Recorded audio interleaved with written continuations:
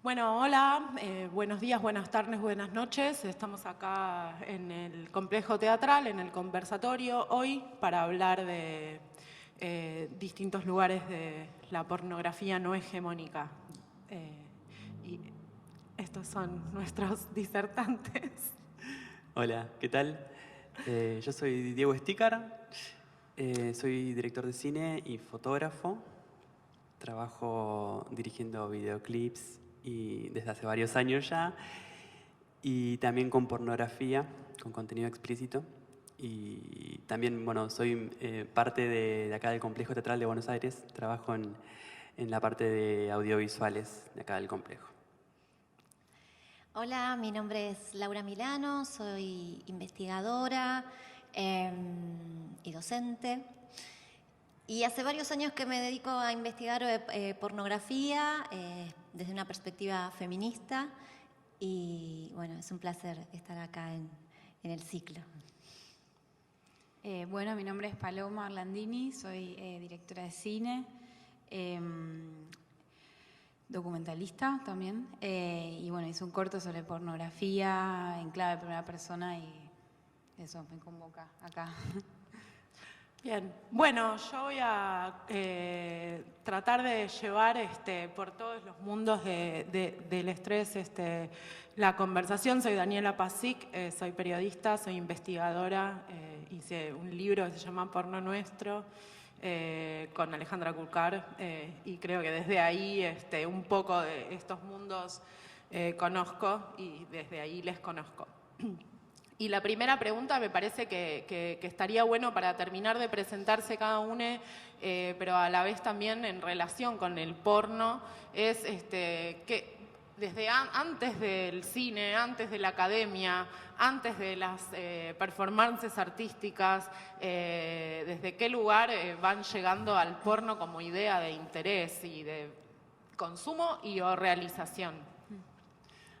Bueno, primero desde un lugar desde lo prohibido, ¿no? Como el porno en ese lugar ahí de esto no se ve.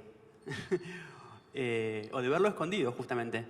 Y después, desde un deseo también como de empezar a comunicar desde otra forma, digamos, como con otros elementos. Personalmente, a mí me pasó que estudié cine en La Plata y que venía trabajando con una productora de audiovisuales y estamos haciendo un tipo de contenido que era como más tirado para el lado institucional y documental y sentía que tenía que buscar otras herramientas y otro tipo de imágenes y de representaciones para expresarme. Y ahí, bueno, empecé como a unir textos que tenía escritos así como súper románticos y cursis, demasiado, así como rosas. Y los empecé a grabar con mi voz y los empecé a unir con imágenes pornos, al principio de material que bajaba, como reapropiándome un poco de ese material. Y después hice al revés, empecé como a utilizar el sonido de imágenes, de películas pornos y le ponía imágenes propias. Pero de películas porno antiguas o películas porno actuales, o de qué Sí, tipo de películas porno, de qué te eran, gustan o cómo las seleccionabas. eran películas pornos que eran películas gays, porno gay nacional. Hay una que, bueno, creo supongo, no sé, que la mayoría de los gays la conocen, que se llama El cumple de Lucas, que es genial.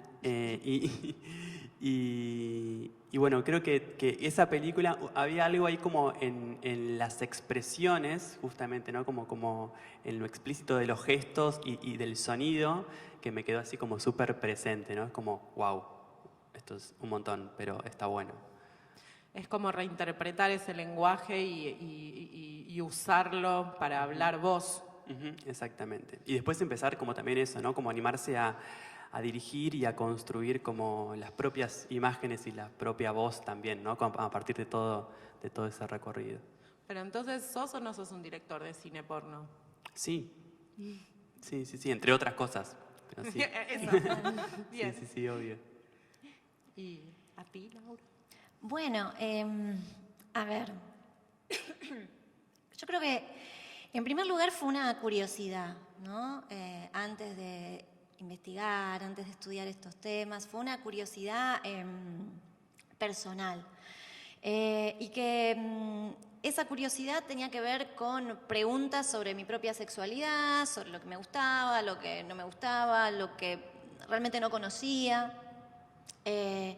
No era consumidora de pornografía, nunca lo fui, no es que tampoco tenía un rechazo, sino que me era indiferente. Y fue esta curiosidad o esta pregunta más íntima acerca de mi propio placer o de mis propios gustos, digamos, en materia sexual, que me llevó o me acercó a un tipo de experiencia particular vinculada a la pornografía, pero especialmente con el activismo, que es el posporno o la pospornografía. Y empecé a asistir a eventos, a hacerme muy fan de cierta gente, como de directores, actrices, performers, bueno, teóricos y teóricas también, digo, como que empezó realmente a armarse un universo de información que para mí fue delicioso, ¿no? De esta apertura, estas vivencias de la sexualidad que tenían que ver con, digo, con salir de patrones más normativos, de experimentar sin mucho prejuicio, de como de lanzarse un poco a una aventura, ¿no? ¿Cabería o sería un lujo para la audiencia que vos expliques qué es el posporno, que no es lo mismo que el porno y que trasciende al evento y a la perfo? Claro, sí. Bueno, a ver, la pospornografía, o al menos lo que se ha nombrado con esa palabra durante mucho tiempo, hay que ver si ahora eso cambió o no, tenía que ver con este universo de prácticas y producciones, o sea, no solo videos y no solo performance, sino como todo el universo de prácticas, de experiencias, también de experimentaciones y reflexiones en torno a la sexualidad desde una perspectiva, una mirada que puede ir más allá de lo que le dicen lo heteronormativo. Que pueda reflexionar acerca de el placer, que pueda poner en jaque esos modos típicos de la sexualidad que, obvio, son los que más vemos en el porno. Por eso también la palabra tiene que ver con un post-porno, una post-pornografía, una pornografía más allá, donde la pornografía sea la excusa para poder discutir y vivenciar todas estas otras aristas de la sexualidad. Eso fue lo que a mí me cautivó del posporno y me metí de cuerpo lleno, así como... ¿Literalmente? Sí, literalmente. Y recién ahí después empezó el interés académico. Y luego de eso el interés académico se transformó casi en un interés pedagógico, de poder compartir y generar espacios de discusión, de enseñanza. A mí me gustan mucho también como los espacios para aprender y discutir estos temas. Claro, bueno, vos das cursos, que no es que son cursos de posporno, sino que son cursos como de empezar a poder a ver y encontrar y disfrutar el porno desde por fuera de la norma del porno que se puede preimaginar. Sí, seguramente serían más divertidos si fueran cursos de porno. Sí, bueno, no lo sé. Pero también es como de alguna manera un ciclo, o vuelve un poco al inicio de tu acercamiento al posporno, que es algo que excede la plataforma o la realización o el cine y que tiene que ver con eso, con hacer una reflexión sobre los modos de... Sí, porque, a ver, hay algo que me encuentro siempre con distintos tipos de personas que asisten a los cursos o a los seminarios, sea que vienen de trayectoria muy académica, muy artística o simplemente curiosidad. Es que todos tenemos un saber en torno a la pornografía. Todos tenemos un saber. Nos guste o no, lo consumamos, lo despreciemos, lo que sea, todos tenemos un aprendizaje, porque en algún punto ha sido parte de nuestra educación sexual. Entonces, también está bueno como darle la vuelta a ese saber que hemos incorporado también de forma crítica. Bien. ¿Y Paloma? Bueno, ¿Buenas? lo que acabas de decir vos es lo que pensaba responder sobre cuál fue el inicio, o sea, una cuestión de educación, que partió de una curiosidad, pero que se volvió una fuente de educación. de chiquita, de ver y encontrarme con imágenes que provocaban al mismo tiempo placer y rechazo, y como aprender a lidiar con esas dos o muchas apreciaciones en el cuerpo cuando uno no tiene un acompañamiento de formación de educación sexual en las escuelas, etcétera. Ese fue como el primer acercamiento.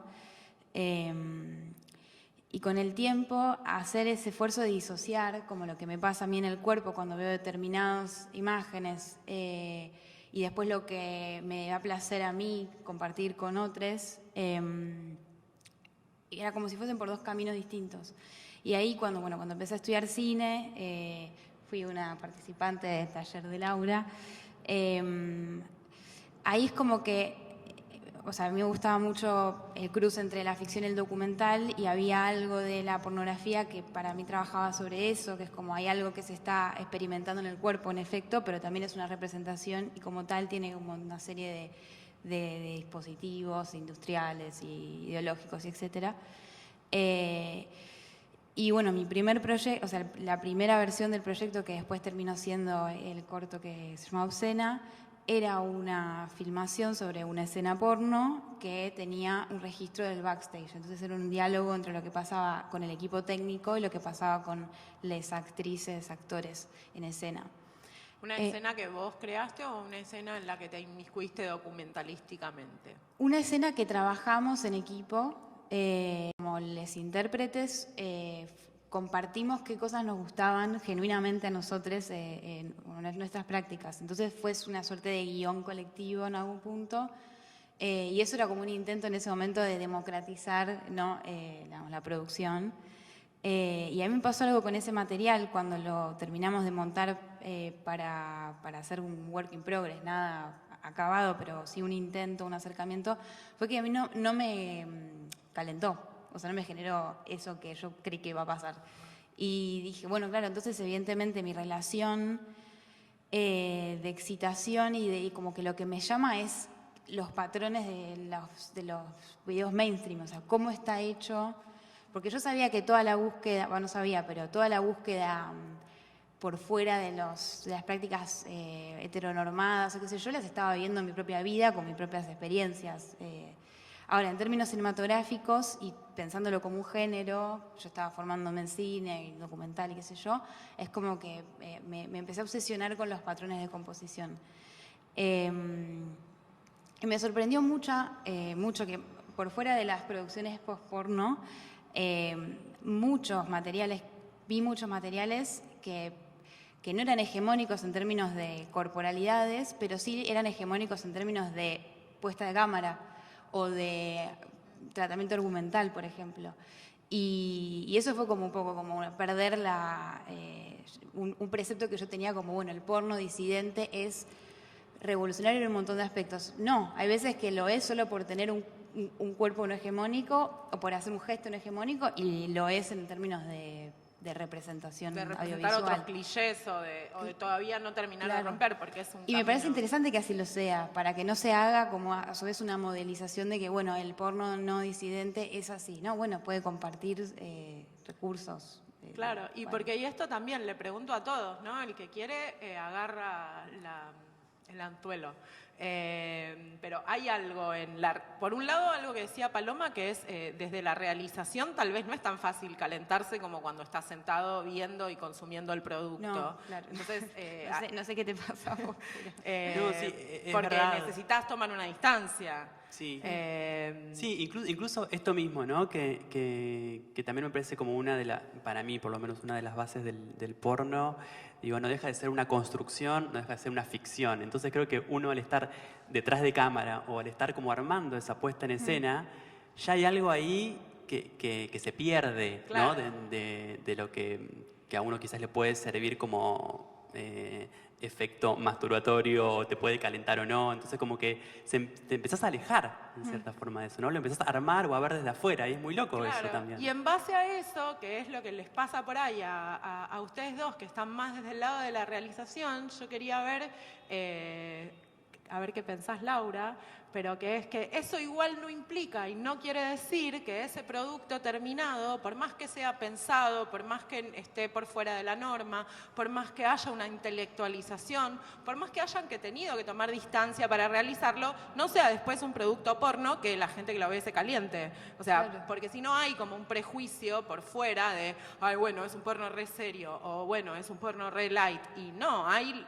misma cantidad, solo que puestos en otro lugar, ¿no? De morbos, calenturas, cosas. Sí, también hay como un precepto en relación a qué tiene que cumplir sí o sí una película porno, Sí. ¿no? Sí o sí una película porno tiene que calentar. Si no calienta, no es porno.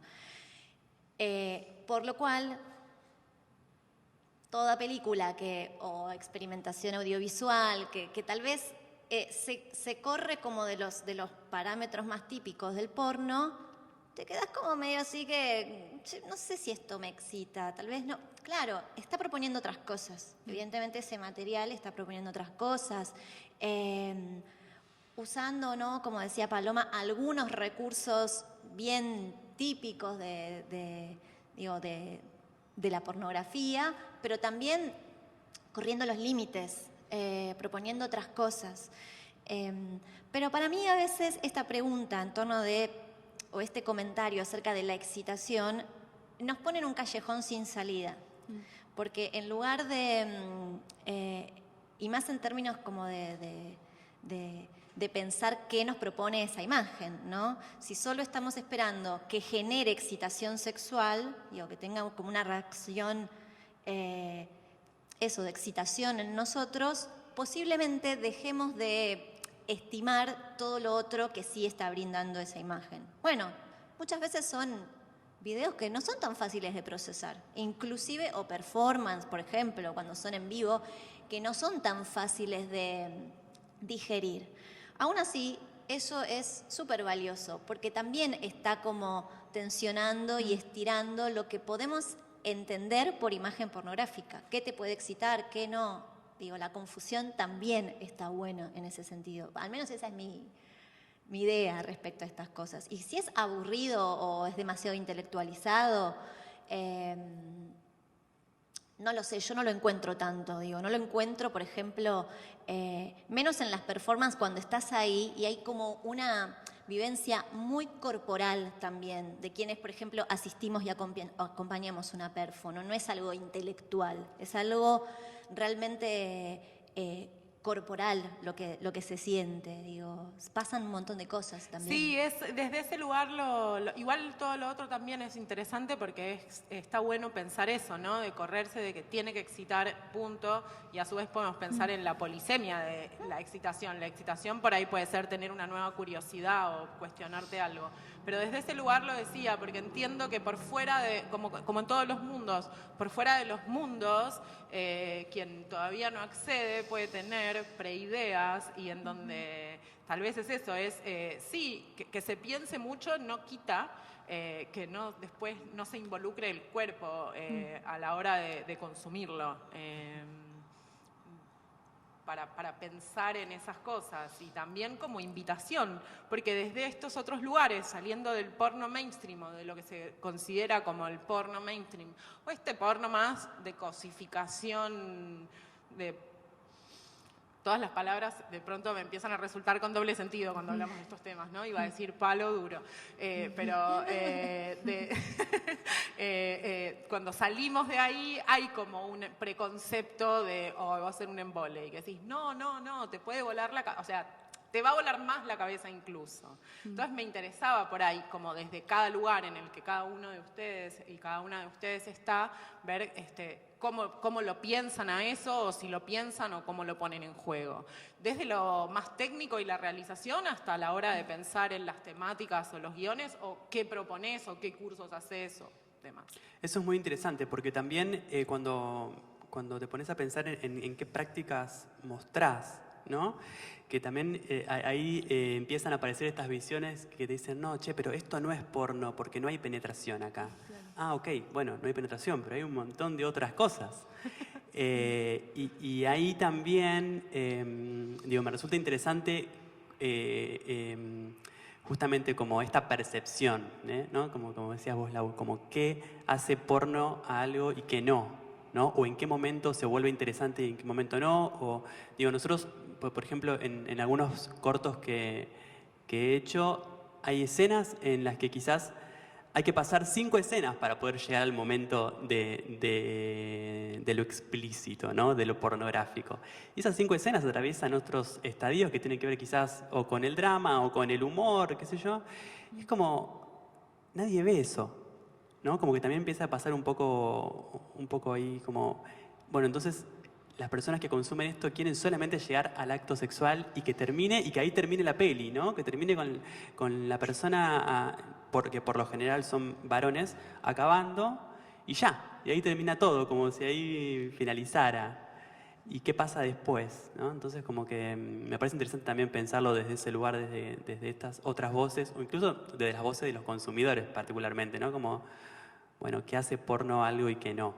Porque también dentro de los diferentes pornos, ¿no? Como para dejar de dar por sentado que cuando hablamos de porno hablamos del porno heterosexual también. Dentro del porno gay también hay un mainstream y una normativa Sí, y lo que obvio. tiene que pasar, que es igual de terrible, o no sé, terrible es un adjetivo calificativo, pero digo, igual de para pensar y cuestionarse. Sí, que, y cumple las mismas normatividades Claro. y esto, ¿no? Como bajo las mismas reglas, bajo los mismos discursos, incluso como decía Paloma también, ¿no? Como hasta desde la puesta de cámara, desde la iluminación, digo, es toda una propuesta que tiene que ver con también seguir reproduciendo esa lógica, ¿no? Desde lo mainstream, digo, ¿no? Claro, hay algo en lo técnico, ¿no? Como en los rodajes de películas porno más tradicionales, sean porno gay o porno heterosexual, hay toda una disposición, sacando algunos directores específicos que tienen ganas de probar algo artísticamente, pero que no es la mayoría ni es lo que sucede en lo más genérico, que es donde pones la cámara y a donde a su vez quienes participan tampoco es que están calientes, porque tenés que correr el culo para que entre la luz, para que se vea lo que, o sea, es todo un procedimiento que no es erótico. Para poder lograr ese resultado. Entonces, en esta nueva manera de pensar las cosas, desde esa técnica, ¿eso ustedes cómo lo piensan o lo trabajan? A mí me pasa que es que yo hice intento y fracasé. O sea, en el intento por ser directora porno no me fue muy bien todavía. O sea, me ¿Qué quiere quedo decir que recorrida. fracasaste? Porque te fue muy bien con tu corto. No, porque, o sea, creo que no fracasé, pero digo, como hay algo del encuentro con un cuerpo ajeno interpretando lo que yo estoy sugiriendo desde la dirección, que fue una escena que me dio demasiado pudor para superar, o sea, mucho pudor. Y porque justamente hay algo de lo invasivo de la cámara y lo invasivo de mi propia voz interrumpiendo eso y eso que trabajé con gente que se conocía. Y fue un par de veces y fue unas prácticas, como todo muy sin pretensiones, así, ni guión. Y a mí hubo algo de esa invasión que no la pude lidiar técnicamente bien. O sea, dejé que sucediera lo que estaba sucediendo con algunas intervenciones sobre la cámara, pero no estaba yo en función de ellas y no ellas en función de mí. Digamos como que no lograste hacer lo que te hubiera gustado hacer técnicamente, además de crear el ambiente que se creó. Es como que en mi idea sobre lo que era dirigir no cumplí, porque no estaba yo dirigiendo. Por ello, yo sentía que ellos me estaban dirigiendo a mí, como que la cámara estaba más siguiéndoles los movimientos. ¿Y no es esa otra manera de pensar en hacer una escena porno? ¿Desde por fuera de lo normativo? Tal vez. Sí, de hecho sí, creo que puede ser que sí. Yo como que mi idea es, me sentí muy abrumada por el pudor. Pero, póngase esa cara. No, pero lo que me pasó fue Me que... da ternura, me encanta ternura en el porno, porque hay un montón. Sí, bueno, hubo mucha ternura entre el equipo técnico. Lo que sí me pasó después es que me di cuenta que me interesaba lo que me estaba pasando a mí con eso en términos personales y me daba cuenta que el porno era una de las otras formas que yo había aprendido de la sexualidad y eso involucraba también la sexología, la medicina y por lo menos el corto que hice yo fue más tendiendo a un lado más amplio donde donde involucro también mi propia biografía y donde no trabajo el porno con cuerpos, sino a través de dibujos, y esos dibujos los hice a partir de porno mainstream, y me propuse hacer una suerte de dispositivo que diera cuenta de la composición visual, justamente para trabajar como esto que vos decías recién sobre la funcionalidad, o sea, el punto de mirada y la concentración de todo lo que supuestamente es importante en la genitalidad. No solo a la hora de pensar la pornografía, sino pensar las identidades sexuales, ¿no? Como si fuese nuestra genitalidad la que define algo, bueno, como si fuese la penetración la que define que eso es sexo, por lo tanto eso es porno, y mucho más en términos de eyaculación o de manifestación explícita de que alguien tuvo un orgasmo, cómo se representa un orgasmo, cómo se representa el placer. No, y aparte de eso es interesante porque los tiempos avanzan, porque dentro de lo que sería la clasificación cinematográfica de qué es porno, incluye que tiene que haber una penetración. Claro. Decís, hay un montón de sexo que Claro. no implique eso. ¿Y a vos te pasaba eso que contaba Paloma con lo técnico? ¿Te dejás llevar Sí. más por lo que pasa o podés dirigir técnicamente más lo que vos querés? Sí. En lo técnico, en todo, en no solo lo que hagan los cuerpos, o sino si querés poner una luz. O Sí, cómo... yo soy bastante denso con lo técnico, como que me gusta mucho el cuidado y el armado de la escena y de la puesta en escena. Y me repasaba eso que vos decías también, pero también es como, no sé, es como empecé como a encontrar una forma justamente de esto, ¿no? Como de dirigir, quizás no tanto desde la palabra en el momento, ¿no? Como en la escena, sino más bien como ir armando, ir teniendo como ciertos ensayos también, ¿no? Como, y también me pasó que hice un montón de videos que después los miraba y decía como, no, esto no me gusta para nada, no me gusta qué quise transmitir, qué quise hacer con esto, lo que sea.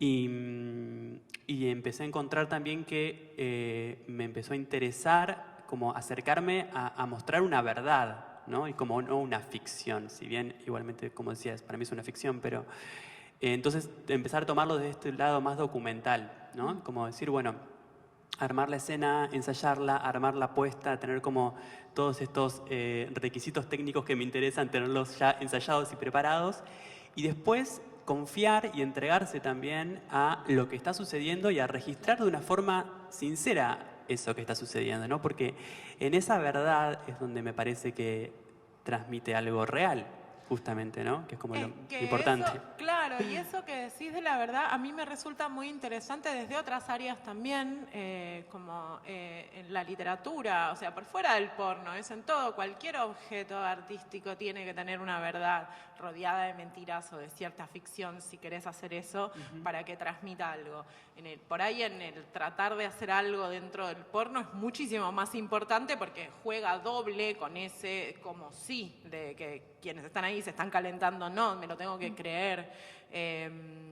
Pero y desde ahí y en donde le ponen todo eso, ¿quién recibe? ¿Quiénes son las personas que ustedes imaginan, por ejemplo, desde el lugar de realizadores y realizadoras como público y después que en la práctica hayan visto que sean? Y también por ahí, Laura, ya les meto todas las preguntas así me callo después un rato, vos que ves, ¿quiénes son la gente que está interesada en ir a tomar un curso, en aprender a ver distintas maneras de porno? Y si hay ahí un acercamiento o una diferencia entre lo que piensan, a quién le están hablando y a quién le hablan. Les realizadores.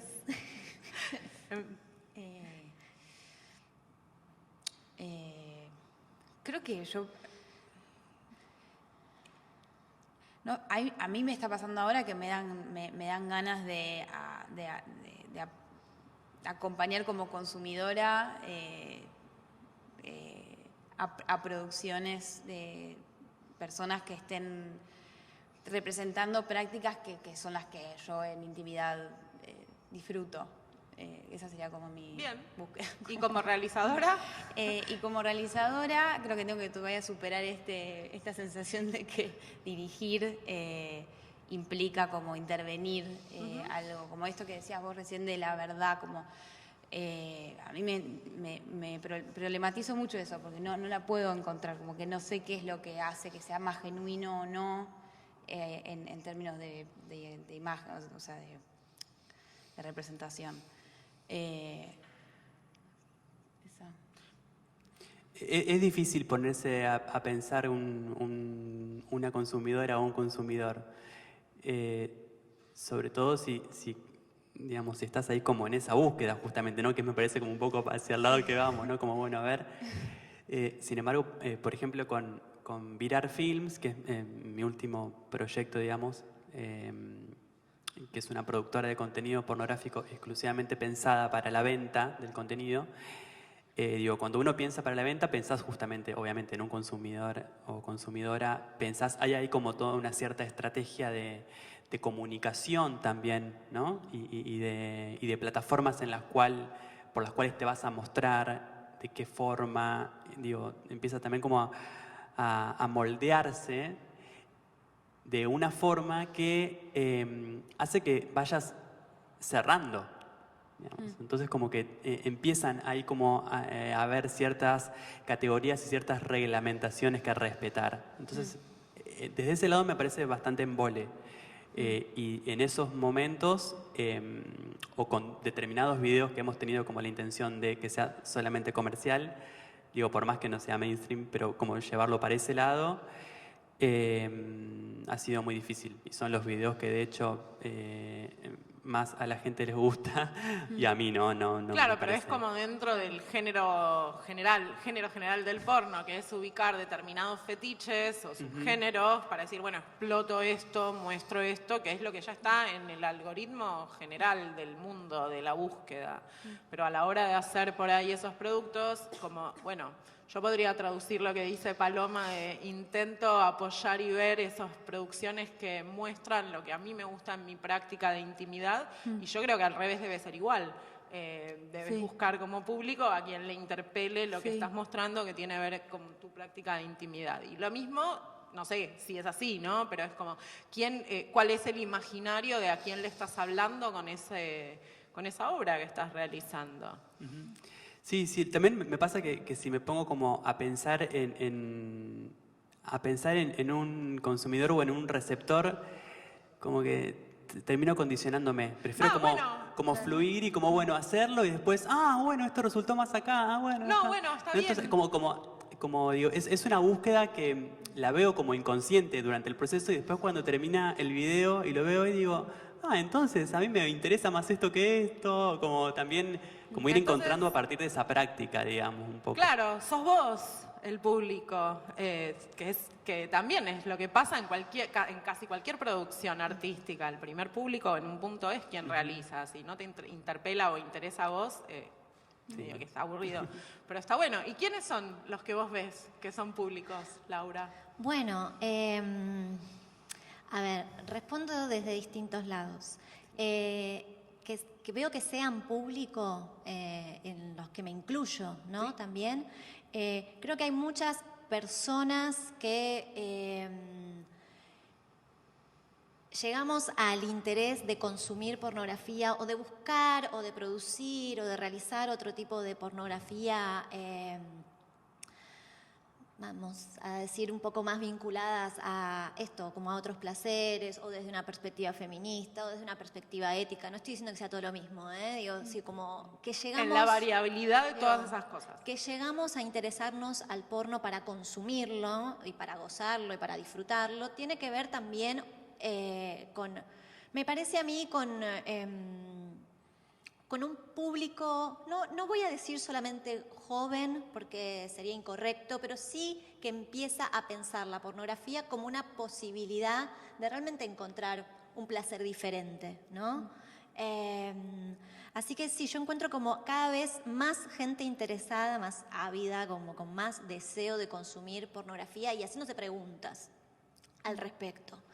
De todo tipo, ¿no? O porque tuvieron una experiencia no muy positiva con lo que vieron tal vez en sus años más jóvenes, o porque realmente son juventudes, digo, bien de estos tiempos que ya crecieron como con otra impronta, que, digo, a veces yo en los cursos digo, bueno, ¿cómo se nota quiénes son 30 y por arriba de 30, porque hemos tenido trayectorias también pornográficas muy distintas, ¿no? Estamos los que veíamos así alguna imagen explícita, alguna imagen de un desnudo, de un acto sexual, entre medio de las rayitas del canal codificado, porque ni siquiera pagábamos el canal codificado porque éramos menores y no.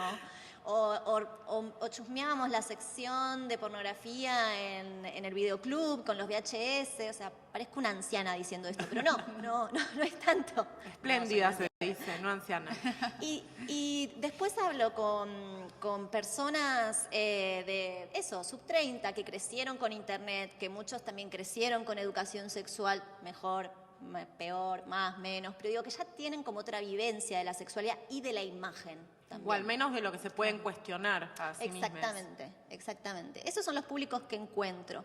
Y después, yendo un poco más específico, ahora encuentro dos públicos nuevos, porque antes también venía mucha gente del activismo, como que muy interesada en todos estos temas, tratando de buscarle una vuelta justamente desde el activismo a la pornografía, pero ahora encuentro que empiezan a llegar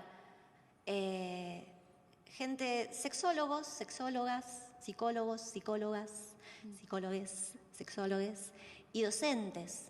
Digo, porque también hay algo ahí, como una pregunta que se están haciendo desde la sexología, obviamente, pero también desde la docencia, en torno al carácter pedagógico que tiene la pornografía. Y que tiene la pornografía en las vidas, ¿no? Digo, entonces ahí también empieza a aparecer un público preguntándose de, ¿cómo pensar el porno? Porque en la sexualidad de las personas les atraviesa muchísimo, ya sea desde la educación sexual, en términos de adolescencias y juventudes, o desde los adultos. ¿Cómo se saca el estigma que se tiene desde afuera a todo lo relacionado con lo sexual y en el porno en particular, desde las distintas áreas que ustedes lo viven? ¿O no se puede? ¿O tienen un plan? ¿Tenemos un plan? No. ¿Y a qué responde que siga? O sea, así como yo creo que hay algo, a ver qué les parece, una especie de hipótesis. Yo creo que el porno es un ave fénix, un animal inmortal que muere y nace, ¿no? Como no hay, dijeron, no, con el videoclub va a morir. No, con la plataforma tal va a morir.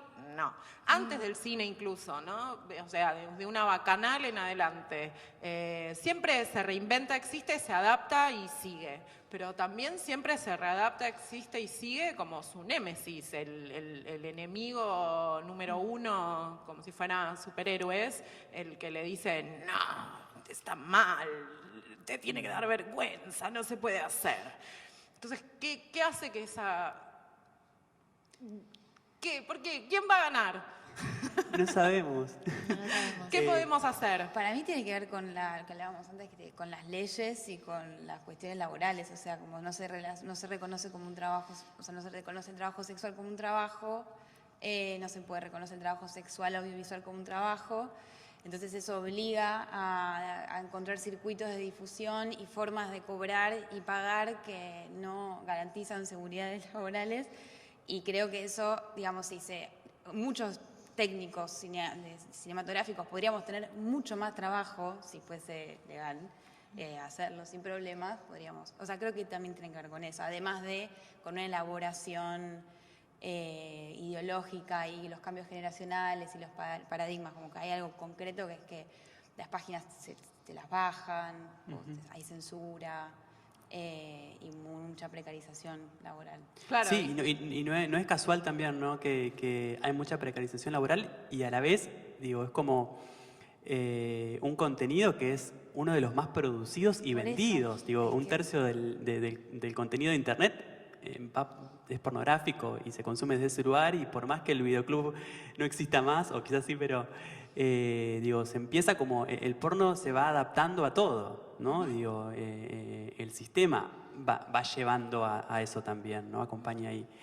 Y es bastante injusto justamente esto, ¿no? Como que no existan las condiciones para poder trabajarlo de una forma que esté copada, digamos, ¿no? Y que todos podamos justamente trabajar y también poder vivir de esto. Digo, ¿por qué no? Claro, y dentro del mundo del cine, ¿no? El género no se considera un género como porno, aunque sí lo sea, no solo desde lo académico o lo que se pueda estudiar, sino con respecto a pedir subsidios Sí, estatales. a nivel industrial, digamos. Y poder industrializarlo. Pero bueno, por ejemplo, ahí Paloma tenía una cosa para contar. Que vos sí tuviste, por ejemplo, un subsidio del Inca. Hablábamos de...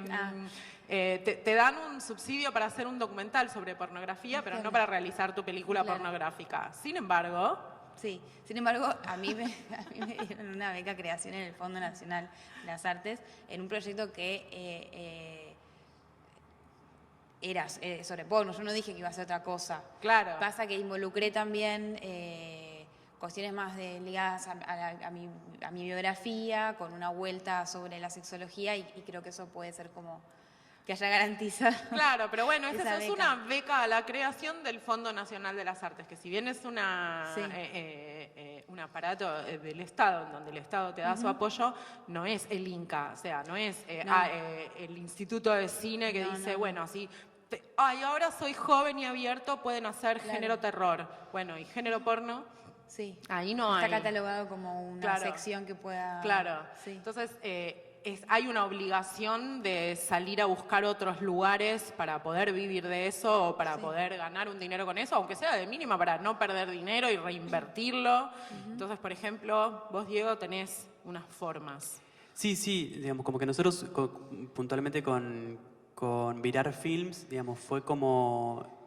tiene como esa intención el proyecto, ¿no? Es como, no solo la intención de decir, bueno, sí, como director de cine puedo hacer mis pelis y puedo alquilar equipos y puedo pagarle a las personas, porque también digo, obviamente, más allá de lo más importante que fue este proyecto fue que tenga como esta salida, digamos, donde podamos ganar dinero, pero no solo para nosotros, sino como para justamente hacer como una distribución de ese dinero y poder pagar los sueldos. Claro.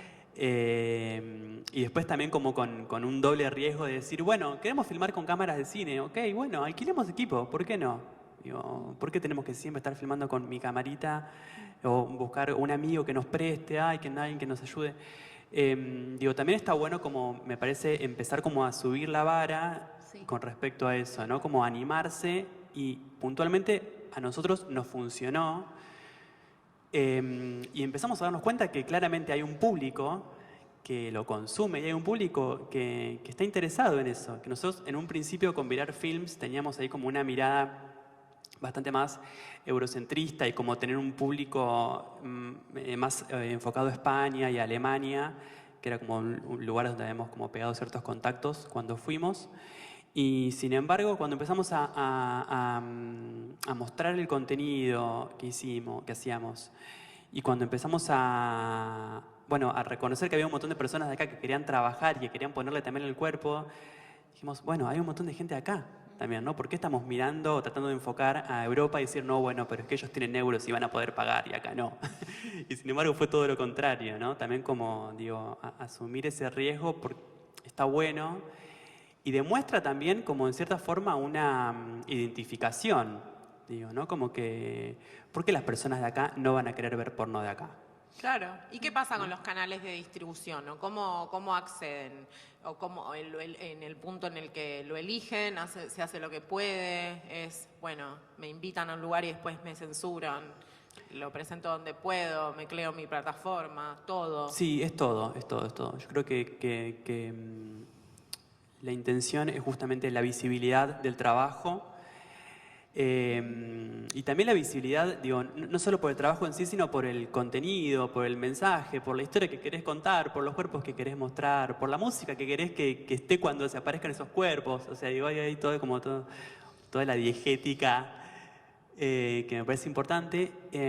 Sin embargo, me parece que está buenísimo esto también, ¿no? Como animarse a ser parte de todos estos espacios y no ser como tan reticente o decir, bueno, no, es el Teatro San Martín, es una institución, no voy a ir. Me parece que está buenísimo también como no solo que se dé este espacio de diálogo entre nosotros y entre otras personas, sino también como venir y también ponerle el cuerpo y voz a eso, ¿no? Como, bueno, está pasando esto, estamos produciendo esto, es parte de la cultura también, digo, como no... empezar como a habitar esos espacios y habitar también como todas las plataformas. Nosotros con Virar puntualmente entendimos que hay distintas formas de comunicar, distintas formas de mostrar ese contenido en cada plataforma. Quizás en Twitter, por ejemplo, sí se puede, hoy en día, ¿no? De hecho, sí, hoy en día, porque el año pasado era distinto. En Twitter sí se puede algo como poner un contenido mucho más explícito. Bueno, para Instagram hacemos como una versión más soft, ¿no? Como, bueno, para Facebook comunicarlo desde otro lugar. Y eso Todo también... eso para difundir, y para que te lleven al lugar a donde querés que vayan para poder monetizarlo. Exactamente. La idea es como que funcionen como esas plataformas como lugares para direccionar a la página web, que es ahí donde, digamos, está el contenido. Y a su vez, festivales o cosas por fuera de los nichos también. Sí, eso está buenísimo porque también habilita a, bueno, a personas de otras partes del mundo, con otras culturas incluso, como también como poder acercar ese material, ¿no? Como, hay una movida muy interesante de festivales de cine, no solo festivales post-porno o porno, digo, de festivales, o de muestras de arte. Entonces me parece que también son espacios que están buenísimos para estar ahí y decir, sí, estoy haciendo esto. Claro. Y vos, Paloma, tu recorrido con tu corto que recién comienza. Bueno, en realidad empezó con Bafisi. Sí. Y Que no es lo esperable. Que no es lo esperable, así como tampoco era esperable que saliera la beca. Fue como una sucesión de cosas que no esperé, pero empezó con Bafisi y terminó hace 2 meses y bueno, todavía están definiéndose cómo sigue, pero en principio son festivales o de cortos o festivales o de cine en general o de documental. Igual creo que, bueno, mi corto no es representativo de lo que es... el porno. El porno, claro. para nada. O sea, trabaja el tema, lo aborda y si fuese un contenido explícito tendría otro recorrido, supongo que tendría otro recorrido que el que está teniendo. Tal vez ahí, perdón, quería agregar algo, porque Daniela, vos preguntabas como, bueno, o decías que el porno es una ave fénix, ¿no? Digo, que se va como reciclando todo el tiempo. Y para mí, en esa resurrección permanente que tiene la pornografía, también le da, o sea, realmente es tan amplio el aspecto, o sea, como el abanico de lo que podemos nombrar como pornográfico. Es tan amplio que entran obviamente las producciones de Virar y las que hace Diego, las que hace Paloma. También hablamos acá como del porno de internet, del que más circula. Sí, está todo eso. El tema es que hay como una asociación muy, para mí, nociva, que es pensar que el porno siempre es esa imagen más fea que vemos en internet, como que el porno es solo eso. Obvio. Entonces eso carga un montón de prejuicios en todas las áreas. Digo que si hay realizadores que hacen pornografía o a sus producciones las nombran así y se salen de ese canon, bueno, entonces no son pornografías.